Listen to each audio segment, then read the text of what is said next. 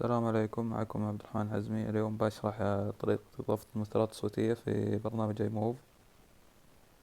طبعا تختار اللقطات حقك وتجمع المؤثرات الصوتية عن طريق اليوتيوب أو مواقع أخرى.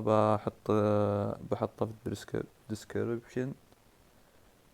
أو بعدين أول شي تجمع المؤثرات اللي تحتاجها في العمل، وتسوي لها شير على البرنامج اللي تستخدمه. احنا بنستخدم الاي موفي. تختار العمل حقك.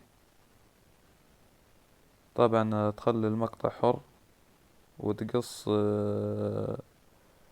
الجزء الباقي اللي ما تحتاجه وتحذف. تخلي الباقي تخلي اللي تحتاجه.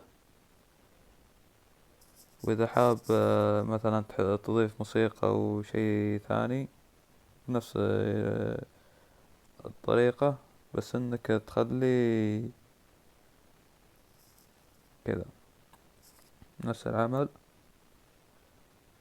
تخلي الموسيقى تحت على المقطع كامل. وأتمنى أني أفدتكم، وشكرا لكم.